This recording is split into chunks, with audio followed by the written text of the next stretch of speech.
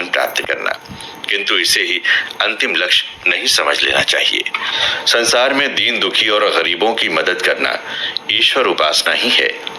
13वीं सदी में एक बार भारत में भयंकर अकाल पड़ा। उन दिनों गोलकुंडा के मंगल बेड़ा प्रांत का कारोबार संत दामाजी पंत के जिम्मे था। वे दयालु के साथ साथ बड़े भगवत भक्त थे। भूख से पीड़ित गरीब लोगों की गुहार सुन उनका मन करुणा से भर गया। बादशाह की अनुमति लेने में विलंब होता, अतः उसके लिए रुके बगैर उन्होंने राज्य का अन्न भंडार लोगों के लिए खोल दिया। किसी ने बादशाह से शिकायत कर दी कि दामाजी ने आपकी अनुमति के बगैर सारा राजकीय अनाज लुच्चे लफंगों में बांट दिया है।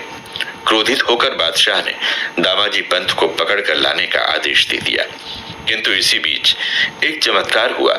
बिठू नामक एक ग्रामीण, जिसके कंधे पर कंबल और हाथ में एक छोटी सी लाल रंग की थैली थी, बादशाह के पास आया और बोला, आपकी प्रजा भूख से मर रही थी। उससे बचाने के लिए दामाजी ने आपकी आज्ञा के बगैर सरकारी अनाज गरीबों में बांट दिया। मैं उनके अन्न पर पला उनका एक भक्त सेवक हूँ और उस अनाज का दाम पटाने आया हूँ। इतना कह उसने अपनी थैली उल्टा दी और उसमें से तब तक सिक्के गिरते रहे जब तक अनाज की कीमत पूरी नहीं हो गई। बाद में दामाजी से पूछने पर पता चला कि वे ऐसे किसी व्यक्ति को जानते ही नहीं, किंतु दामाजी सब कुछ समझ गए और बोले, बादशाह बड़े भाग्यवान हैं जो स्वयं भगवान ने उन्हें दर्शन दिए। कुछ लोग धार्मिक कर्मकांड और आडंबर में अधिक विश्वास करते हैं और इन्हीं को ईश्वर की उपासना समझ बैठते हैं। ये बार बार तीर्थ यात्राओं पर जाते हैं और किसी भी पर्व पर पुण्य स्नान किए बगैर नहीं रहते, फिर भी इनके तन मन शुद्ध और पवित्र नहीं होते। ये मंदिर मस्जिद बनवाते और धर्मशाला अथवा अनाथालय खोलने के लिए दान देते हैं, किंतु चाहते हैं कि उनके नाम की पट्टिका वहां अवश्य लगाई जाए।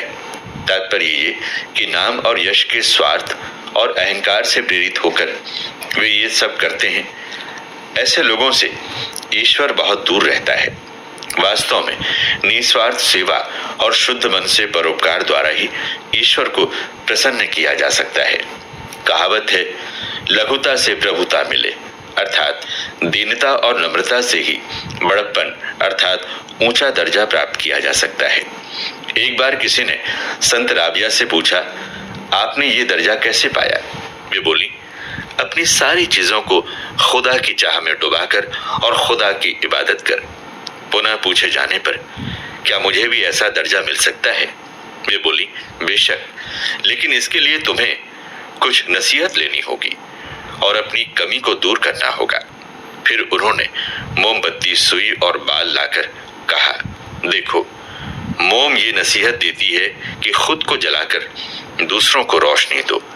सुई की खासियत है कि वो खुद तो नंगी रहती है लेकिन दूसरों को कपड़े सी कर देती है। और रहा बाल, तो उसके जैसा लचीला और हलीम अर्थात नम्र बनो।